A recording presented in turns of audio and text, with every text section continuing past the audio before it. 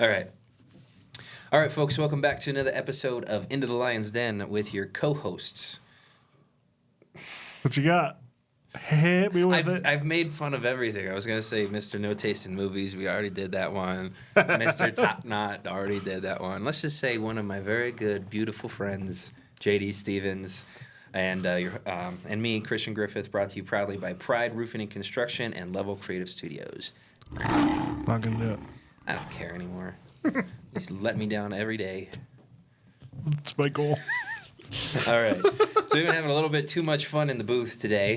We've been talking about movies and vampires and garlic and Jason Statham, and it all makes sense if you were to watch it, but you're probably not going to watch it.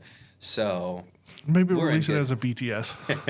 We're in good spirits. Today we're going to talk about what's generally a sales-centric topic, but we wanted to kind of present it in a different light, where kind of learning lessons, I guess, of experiences of when we did not follow this cardinal rule, right? There's a common saying in just about any service industry, or just any business in general, that about 90% of your problems are on account of about 10% of your clients, right?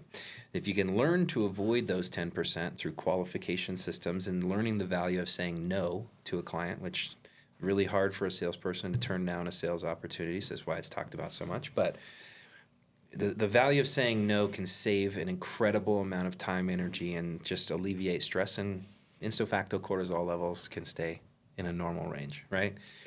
What's that? Normal range. Normal range, who knows?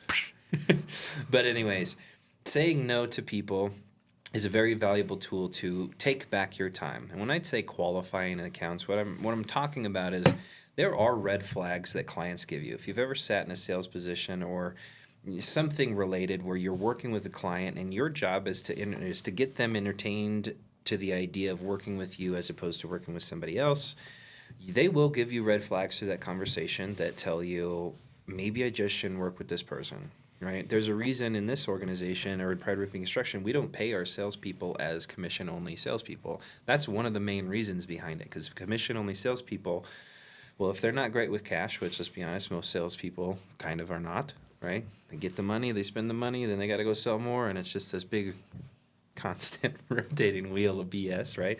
But anyways, we don't do commission-only sales reps specifically because we don't want them to say yes to the wrong client. We don't want them to offer services that they shouldn't be offering, overpromise and underdeliver. When people have a steady paycheck, they tend to make more level-headed decisions as they're working with their clients, right? So that's one of the main contributors to that decision that we made as an organization. But anyways, those red flags that I'm talking about, professional buyers are a red flag, right? When people purposefully hide information from you and are very short and won't give you a lot of detail, won't break themselves open to to actually building a trusted relationship, red flag, right? It's a big red flag because you're going to eventually get taken advantage of at some point through that process if you continue to entertain this and not equalize your business stature, right? Clients who are incredibly spacey, right? Incredibly spacey, or very, let's just say, Twitter-pated. I don't know if that's even a word, but that's a good word for me to describe it. Just people who they can't make any form of decision, but they got to constantly be asking questions, and they're constantly moving around topic to topic, and their mind is very jumbled. Chances are most of the information that you are going to deliver this person is not going to be received, and therefore, in the future, they're going to blame you for their lack of understanding, right? So that's another big red flag.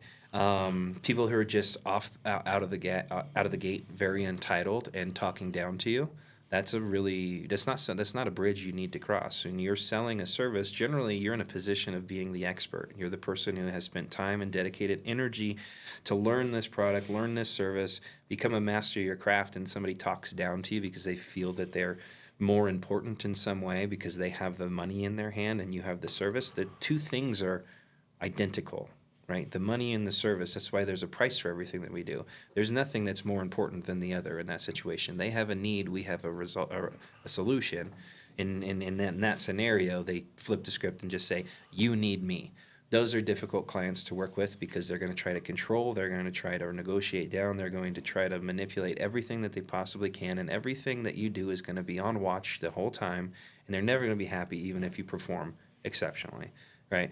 There's just a couple of red flags. I could go on and on and on and on. I've probably worked with 10,000 clients over time in the different industries that I've sold in, and those are just some of the ones where I can think of, man, I really wish I just would have got up and walked out, right?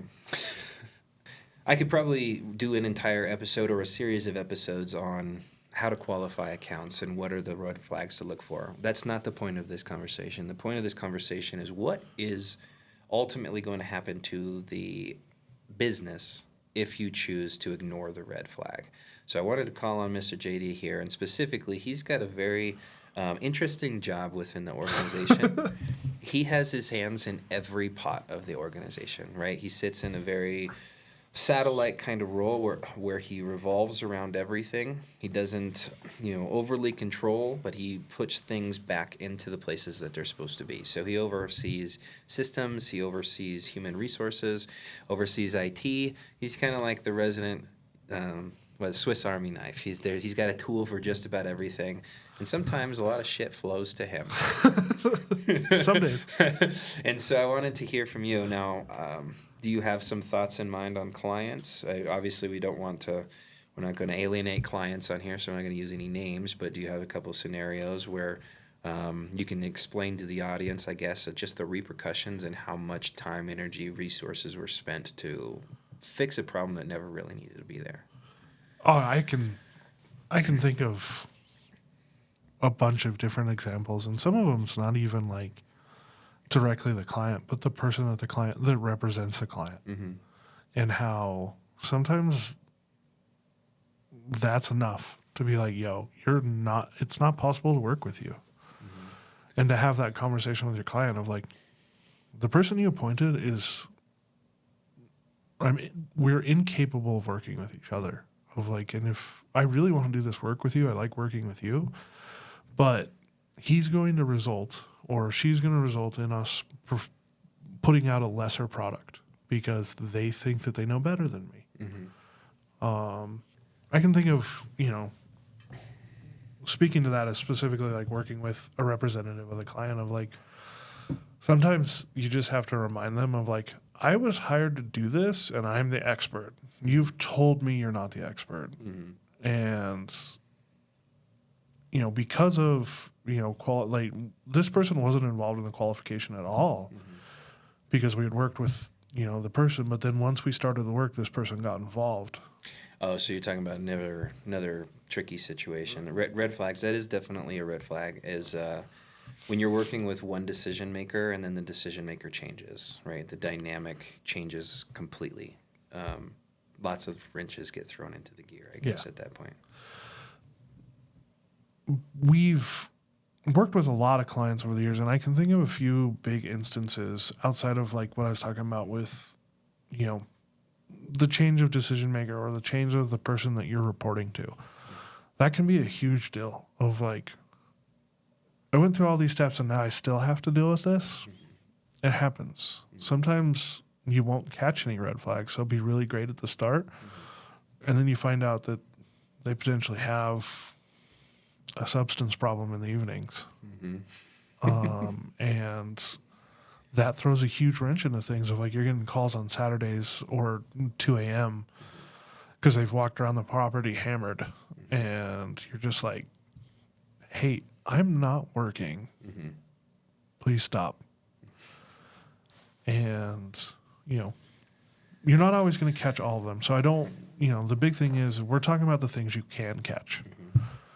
And when we think about that of a lot of times where I've seen it the most, and it happens specifically with like newer salespeople, younger salespeople, hungry salespeople is probably the best way to say it, is I haven't sold anything. I just need to sell something.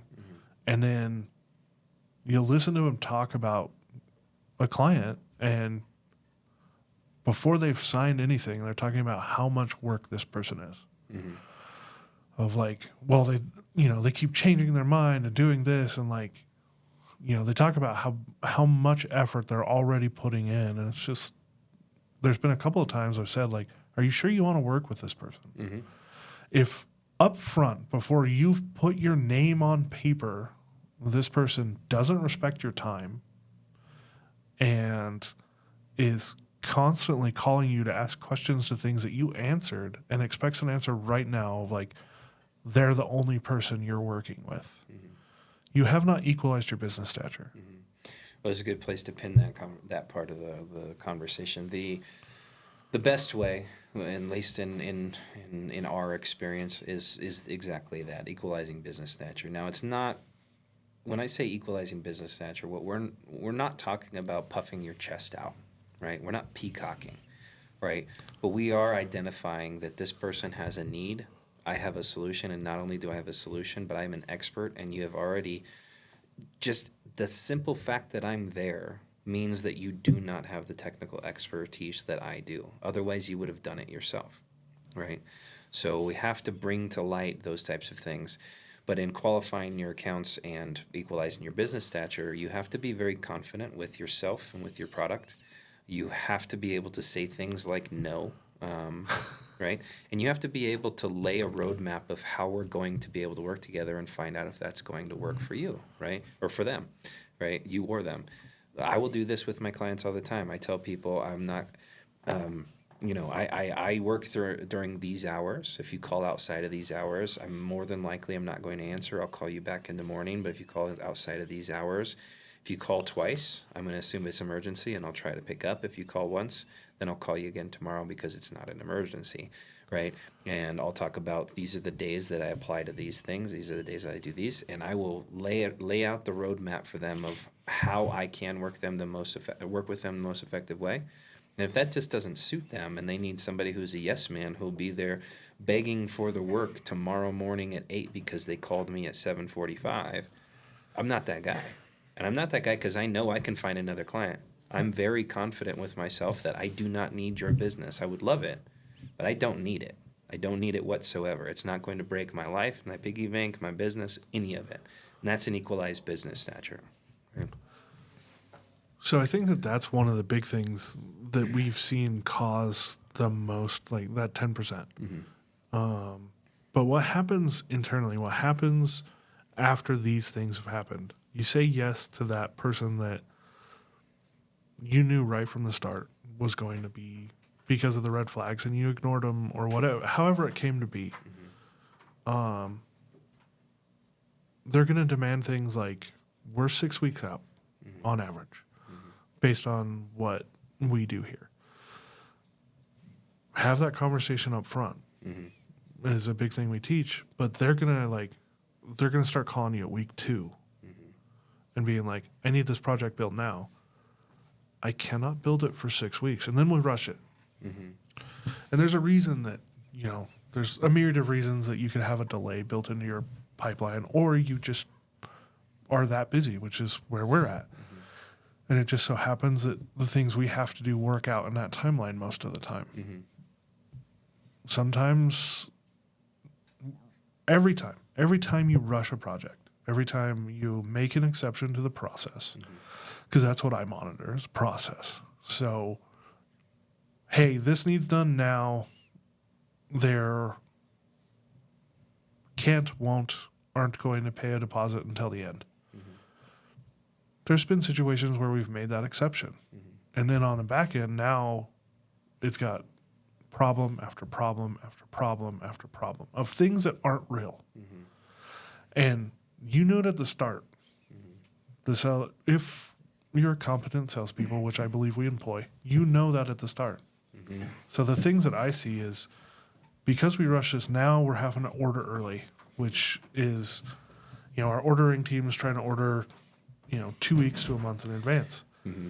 So, hey, this has to get done today, or I promise that we could do it in 2 weeks. Well, let's think about the cascade of events. This is a simple example. Yeah. Cascade of events. Okay, so who gets the pressure applied when you make a dumb choice to work with this client who's going to pressure you? And if they don't, they essentially blackmail you by ruining your reputation online or with people in the area, right? Yeah. People have that control, right? You got to understand that when you're working in the 21st century, is that people can make you work faster through really crappy means, right? But anyways, if we get that call 2 weeks, we told them 6 weeks, we get that call 2 weeks, it says, I need this done by Monday. And we don't have an equalized conversation and stick to the script that we already planned with this person, and we make that exception, what's going to happen is we're going to pressure the production team and every one of those people. They're going to throw off their entire schedule from that point forward, right? So every job from Monday and beyond is now either delayed by a day or potentially delayed by weeks because the logistics no longer match up with where our trucks are going to be and stuff like that. We also stress the supplier, right? We ask them to, give us help us out, right? Scratch our back, and they change their truck shipments to get a truck there faster with the right material, or they go out of state to bring the material in because they don't have it on hand because they weren't expecting to need it until 6 weeks from now, but now you're asking in 2 weeks, right? And so they do all of these things for us, and that material shows up on site, and it's missing things because the order was rushed. So your project managers now have to run around like crazy people, and they can't manage the job. Now that same person that rushed us to be there is pissed off at us because the job site is not very well contained, right?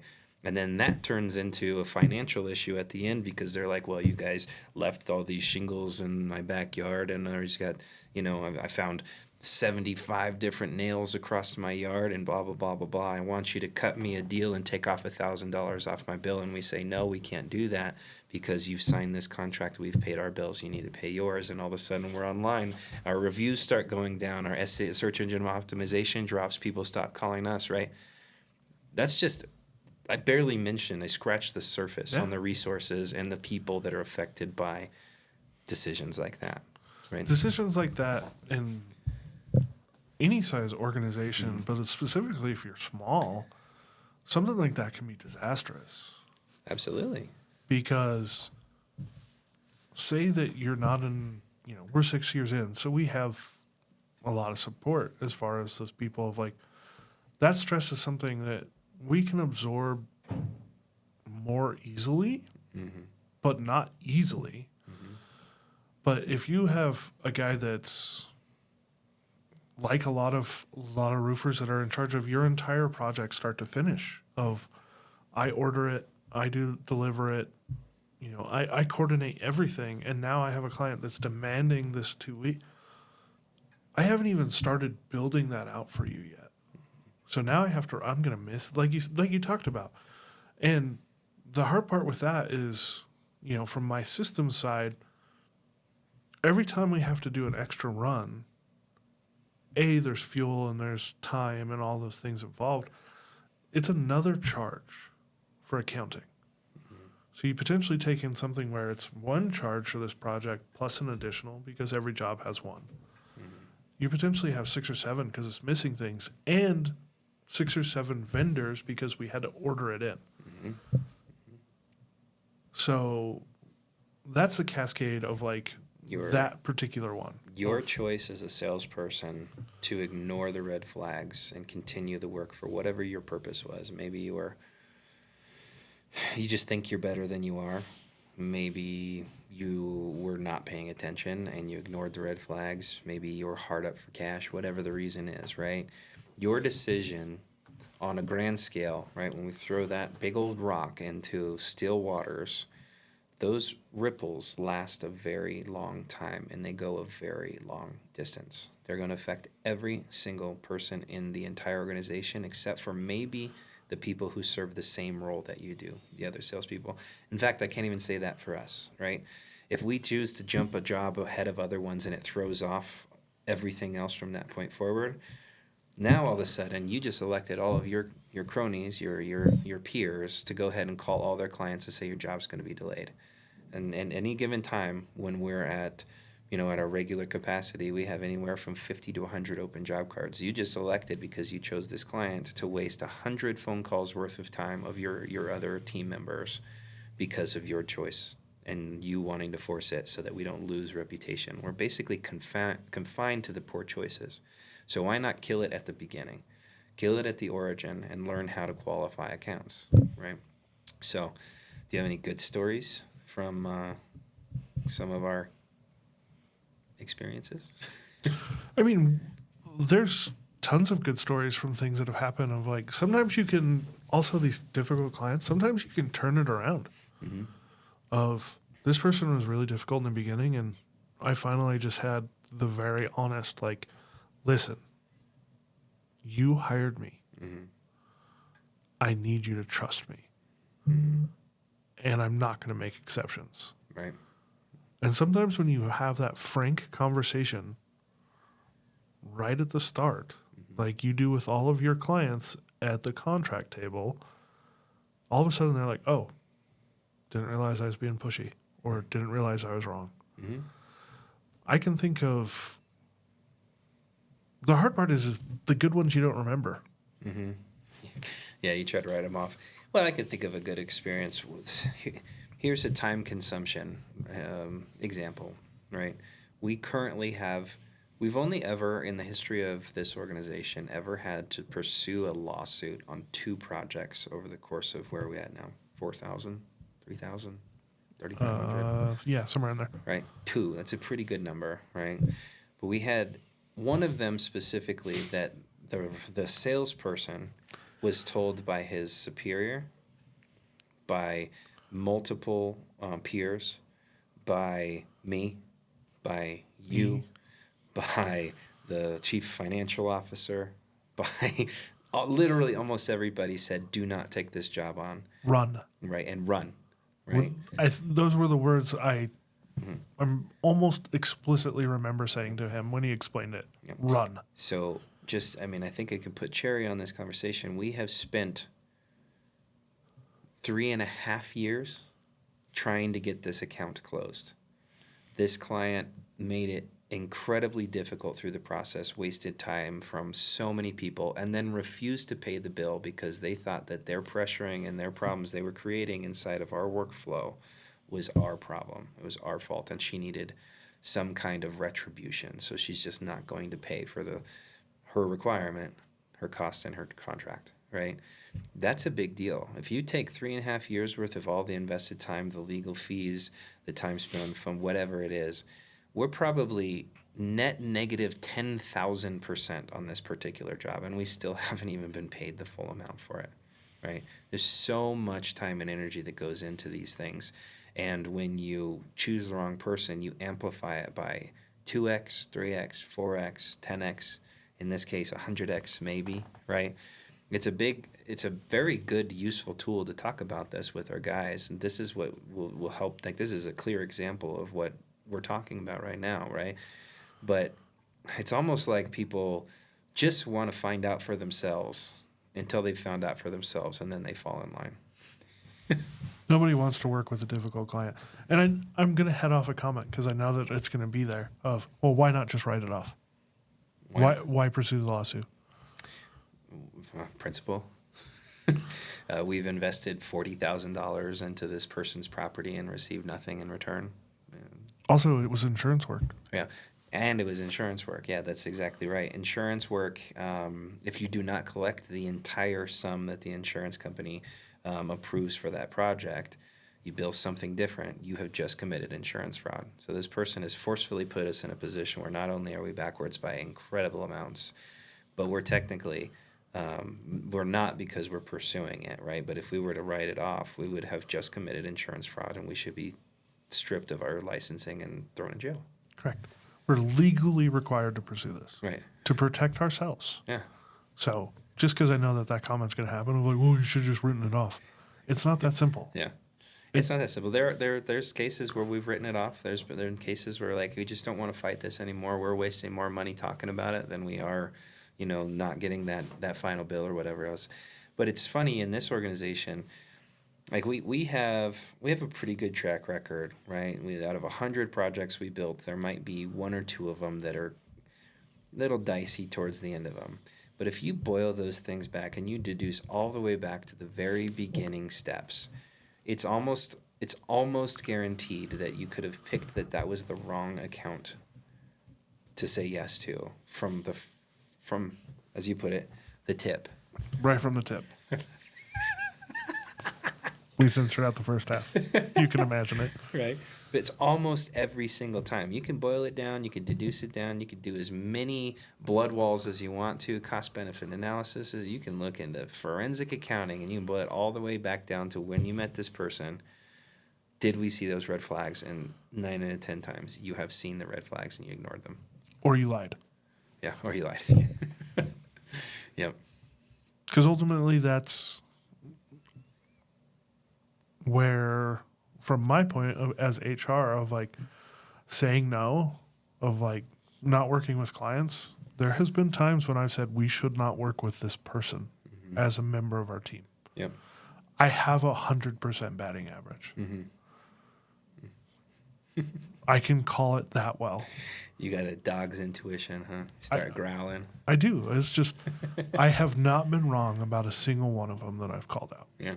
Now, have I been wrong that they were a problem initially? No. It's typically around the 6-month mark.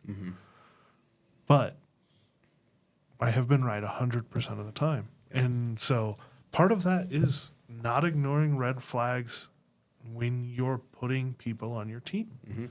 Well, and people do this all the time in their regular lives, right? I mean, you do that when you're picking your spouses, right?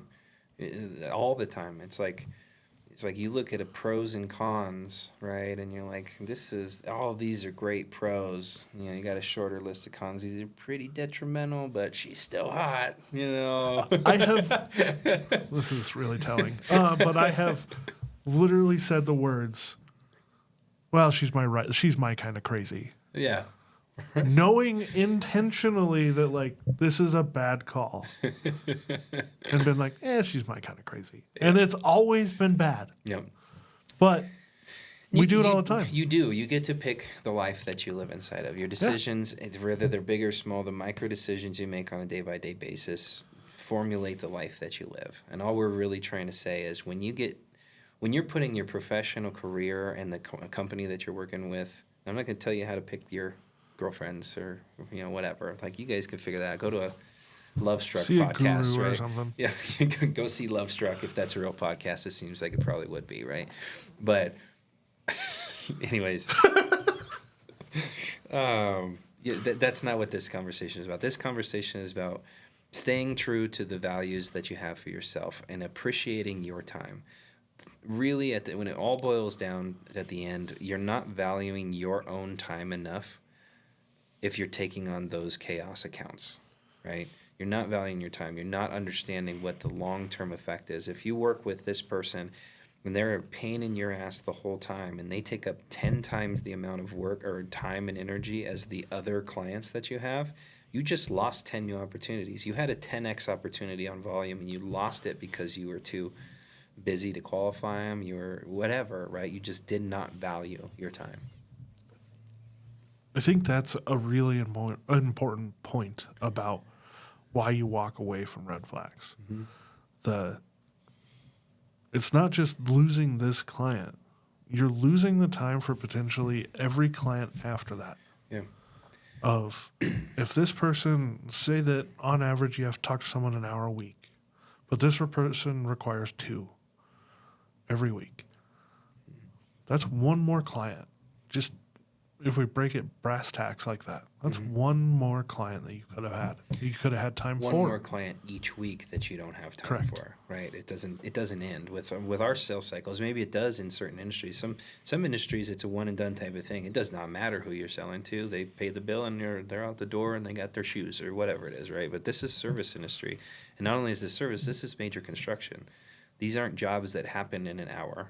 No. They're not things where you meet them today, build it tomorrow, close it on Friday and move on. It's not that. These are 30 to 45 day sales cycles, 30 to 45 day completion timelines for projects.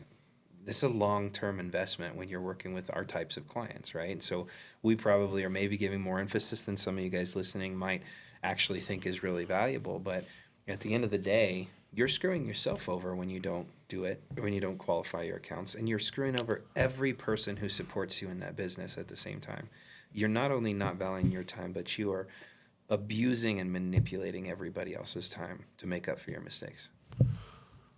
And that, as like a transition point there of abusing other people's times, in our particular industry, the account manager steps out for a little bit. Not entirely, but when we switches over to like working with our accounts receivable team, and this person's been a problem for you the whole time, and now you're just like, and then they're trying to collect. You want to make an unhappy person have 4 or 5 clients like that. Oh, yeah. The production team, the AR team, they won't want to deal with you. Well, yeah, and you create, you start to, it's not like our guys are really good about letting things roll off their shoulders. Absolutely. But they're really good about deducing patterns as well, right? When somebody happens to have a pattern of ridiculous and loud and just really disrespectful clients, your support team's not going to work for you very hard anymore. Your jobs are not going to get closed. And not only that, but they're going to start filtering that information to the upper level management, and all of a sudden you're on a target, right? You're starting to get micromanaged. You might you might lose your job, right? And it's not that people want to oust you. It's because you're a problem maker. You're a pattern creator, and the pattern is not a good pattern. It's not an efficiency. It's not more money. It's 100% more problems, right? Why are your clients a problem? Right. Is it you? And this is that 30,000 foot that we talked about in a previous episode of all of a sudden you're hearing the rumblings from production of like every time this person has a job, it's a problem. So now we do that 30,000 to relate back to this episode. It's the 30,000 foot look. Are they not qualifying, or is it you? Is it you? Is it your service? Or is it the business? Generally, the only 3 things you can pinpoint onto as to a reason that somebody's irritated, right? Well, I know our service is pretty damn awesome. Read our reviews online. We do a good job, right? It's not just me saying, floating my own boat, right? Is it the business? I think we've built a very, very well defined and, just pretty substantial organization that understands what we need to be doing. And let's compare it. Is it you? Like you have 7 salespeople, and it's like it's not the business, it's not them. All 5 or 6 of these people don't have this problem. It is that person. You are identified, right? Causes problems for your ability, your longevity with an organization. That's all I'm trying to get to, right? So I kind of want to bring in our producer for his perspective on not qualifying, or like maybe he did qualify and how things transition, because he is a business owner also. So I think that he could have a really valuable opinion to add to this. So I'm going to bring him in. Oh. Well, hello, sir. I'm so happy to be here. JD, you look different. In the podcast. Well, working out's really done a lot for me these days. I'm much prettier. Yeah, JD, you got ugly as shit. I'm just kidding. Just kidding. Right. I'm kidding. We're going to be tossing shade over the... You said it about me. I'm just messing with you, buddy. You do have a pretty face. Well, I'll accept that as a compliment in every way. My name is Lachlan. If you guys remember me, I was on one other episode. Just want to say that I am a business owner, a creative services provider. They do the construction stuff. I do the creative around the construction. So, that's a thing they need. So that's what I do here. But I did want to give you guys some perspective on some of my experiences with clients. I actually just went through a whole process.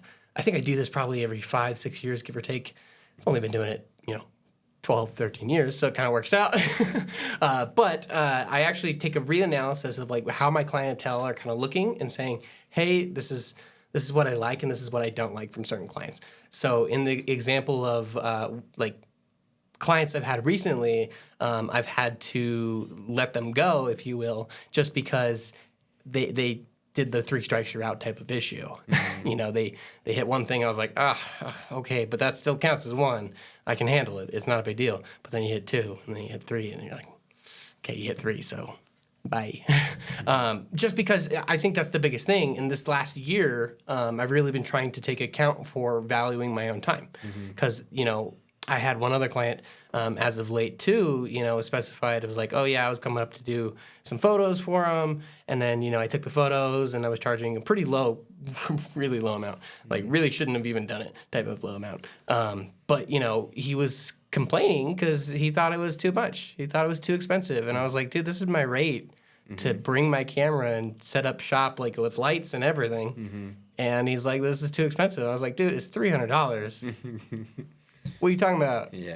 What you talking about? Yeah. I was trying to help you out. Right. And that's just the thing, though. You know, I heard that retort back. You know, and I'm not trying to really be the guy to complain here, but I had it and it happened, and I just was like, I'm not doing this. I can't do this anymore, dude. Like I was trying to support you because it was like helping a friend out, but like, I can't, no, you know. Yeah. Well, yeah, you got to take inventory, and I have noticed that you've changed a little bit since the beginning. Since I met you, you're starting to negotiate your contract and staying firm to certain things. Those are important things, right? From my perspective, I actually appreciate those things. When somebody values their time and they are confident in their services and they present a price, I believe the price is the right price, right? When somebody comes in and like, I can do it for $1,000, but if that's too much, I can maybe do it for $900. I'm like, I'm not doing it for $900 or $1,000. I'm just not doing it. I don't believe in what you're offering to me, right? If you don't believe in it, right, then I don't believe in it, and now I'm gonna go find somebody else for it, right? So like valuing your time and taking analysis is it's really, really smart. Like unfortunately, the contracts I'm bound to are the contracts I'm bound to, right? So we've got 100 open job cards right now. I can't drop them, right? So we needed to take this inventory before we get started. In your case, you could drop them because things can be stopped, right? In our case, they can't be stopped. We might have half their project built and we still got to complete that and whatever. But what types of things are you doing now that you've kind of gotten rid of the bad ones? What are you doing right now in order to not allow those to be the new clients that you bring in? Well, other than my life just being in an upheaval right now, we just lost our dog, and then we are also moving houses all in like the same 2 weeks. So it's kind of just a little bit of a shit show. But other than that, I'm actually just kind of taking analysis and being like, okay, so 2 clients are my primary clients at the moment. I have a few other little tiny ones here and there, but they're fine. It's little tiny. But the primaries, though, it's like, hey, let's see how much you're paying me and exactly how much time I'm investing into you. Because if I'm investing all of my time into you and you're paying me the most, great. Then I probably have no issues, i.e., you guys. So you guys are my number one client. My number one client. I really want to pull that Jingle All the Way clip. You're my number one client. You're my number one customer. One customer. Don't forget, you're my number one customer. Says that to his wife, yeah. Whole problem. But in an example, though, it's just really trying to show yourself and prove to yourself. And I think as a creative, it's like trying to knock yourself in the head enough times and say, dude, this is what you are worth, and this is what you need to be doing consistently to get more of those clients or to maintain the current ones. So as of the moment, I'm just trying to maintain and figure out what I like best. Yeah. And honestly, like if I can go down to 1-2 clients permanently, that'd be great. I mean, obviously I like to still do things for friends here and there, sure. That's wonderful. But alas, I think I really want to just dedicate the time to specific sets of people and industries. So it kind of boils down, what I'm gathering is it's going to boil down to a time study. Yeah. So what time you have, everybody has a different timeline. Yep. Like when I first started this business, my timeline was all week long, all night long, right? I didn't care what time it was or how many hours it took, right? There's 168 hours in the week, and I'm sure there were times where I spent 125 of them working on the business, right? The other ones were sleeping, right? Family didn't like that, right? But you get to a point where you can analyze your time and say, okay, right now what I'm doing is taking up 75% of my capacity, at least my capacity right now, right? So I have 25 to give out. Let's actually identify who I want to give that 25% out and make sure that the value is comparable to the other 3/3 or 3/4, right? I was like, my math wasn't mathing right there, but either way. Mine's worse. So. Is it comparable? Is it better? If it is, and this client is somebody where I've already established my business stature, I've already made myself valuable in the way that I've priced my services, and they are agreeable to it, and they also treat me with respect, great, let's take it on. If they don't, on to the next one. Yeah, and I think to some extent, I'm lucky and spoiled at the same time because I have 2 fantastic clients, like very communicative. They're like, we need this done by this day and this day and this day. And that's what's really nice. That's not what you get from every client, though. Like one that I dropped throughout the years, they were willing to play my rates, and like no issues with that. I was like, great, money. Everyone's going to be all Mr. Krabs there, but that's a good thing in itself. But at the same time, the communication was almost tripled, and the pushback was also tripled. And I was like, well, the other guys aren't doing that. Why are you doing that? Right. So I don't know. That's, again, I'm valuing not just my time, but also the value that I think I'm providing with my services. Yeah. Again, 12, 13 years going on being a creative. I think I got a pretty good grip on the wheel here. Yeah. Well, I mean, that's kind of a key performance indicator as you will. It's definitely, if this person is calling you 3 times as much, but you're getting not nearly as far, you're being paid less, or maybe you're being paid equivalent, but you have to spend X amount of time more on, or whatever. Yeah. That means is this person has taken a position of dominance, right? It's subservient down here. It's dominant up here. And until you've equalized and had a conversation, maybe they can be a good client, but you have to say what you need to say, right? But having that honest conversation, this come to Jesus type of moment, and they stay, great. It's a squeeze, right? You have to perform a metaphorical squeeze. We talked about this a lot of different times. Some people understand the term. I like to look at it as a visual. Popeye squeezes a can, spinach, right? It always goes out the top, right? Shoots right in his mouth and he gets all buff and muscly. But the bottom of the can could also drop out, and that's what those types of situations do. If you squeeze, you equalize. If you rise to the occasion, great, let's keep this relationship going. But now it's on a new level, a new, whatever, realm of business. Shit's out the bottom. You've already isolated the problem. Bring somebody in who takes up 1/3 of the time, and then your capacity changes, thus your pay changes. Yep, right? Absolutely. And I think that's what I did with that last client too, the one I was just talking about. I was really just like, I think once they were gone, I would just like, because they asked for like a referral fee, or not a referral fee, like a referral from like who they could work with next. And the worst part was, I was like, I don't really want to refer you onward. If that makes any sense. That makes total sense. Like I was like done, because I was like, I don't want to put myself on the line for recommending you to another creative services provider, and then have them get a recommendation from me, and then they're like, whoa, dude, what'd you give me over here? It's a good way to create new friction. Yeah, and that's. I think again, that's just me looking out for myself here, as that service provider specifically. I think that's that kind of full circle there. I was like, you know what, they can figure it out. Got to move on. You just said a term that I think kind of summarizes the topic.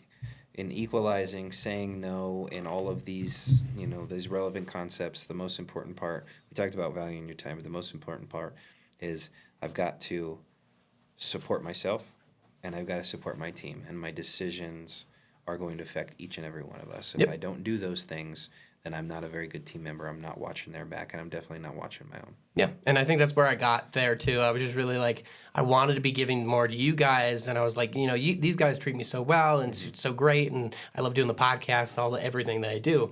But, I saw that, and I was just like, you know what? And they were pulling away from that too much for me, and that made me sad, and I want to give to the people that are treating me as I feel I need to be treated. So, good. I think that's great. Well, I'm glad you didn't drop us there, Lachlan. I wasn't planning on it in any regards. Right, so, well, I think that's probably a good place to wrap up the conversation. So some tidbits to kind of summarize for those of you that made it all the way through the video. Equalize your business stature, qualify your accounts, see the red flags, understand the red flags, and only take on the ones that you know you have the time and the energy for. The juice is worth the squeeze, maybe, but just remember to value your time, and there are more accounts out there, so you don't have to say yes to everybody. So that's it for this episode of The End of the Lion's Den. If you guys would like to hear more about this stuff, please like and subscribe so our content pops up right on your main feed. Ask us some questions. Let's get as engaged as much as we can, and I hope you guys have a great week. Lachlan also says goodbye, and so does JD, standing behind the camera over there. Catch you on the flip side. See you guys next week. Thank you all for tuning in to this episode of Into the Lion's Den. We appreciate your time, and we hope that you've gathered enough ammunition to go out, fight the good fight, and become a better person every single day. Please like and subscribe, engage in our content, ask us some questions. We'd love to tailor fit the next episode to you.